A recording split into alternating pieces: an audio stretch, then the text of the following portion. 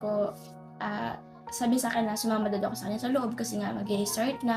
And then hindi ako nakatanggi, sumama ako sa kanya. Nakaupo ako mag-isa, wala akong kausap, wala akong katabi. And then may tumabi sa akin na babae. And then nag-approach sa akin ulit, sabi niya, taga saan ka? Ano pangalan mo? Ano daw, saan ba ako nakatira? Nag-church pa daw ako dati sa JCF, gano'n. Nagkwentuhan kami.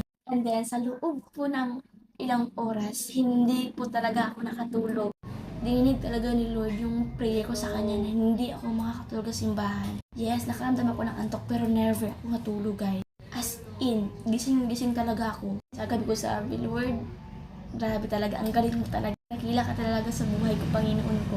Sobrang na-amazing ako, guys, kasi nga doon sa loob ng simbahan, hindi ako nakatulog. Nakakadaba lang ako ng antok. Sino ba naman hindi matutulog kung yung nag-share ng words of God doon? Super lakas ang boses na parang pinapaintindi talaga lahat sa'yo. Kaya sabi ko, thank you so much, Lord. And then, meron akong natutunan doon. And then, grabe, hindi talaga ako nakatulog. Sobrang masaya talaga. And then, pag-uwi ko ng bahay, guys, magaan yung loob ko.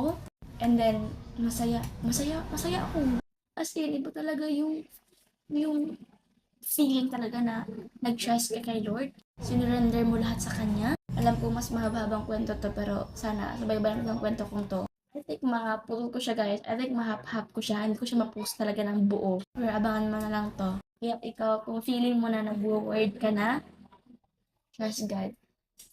He always provide.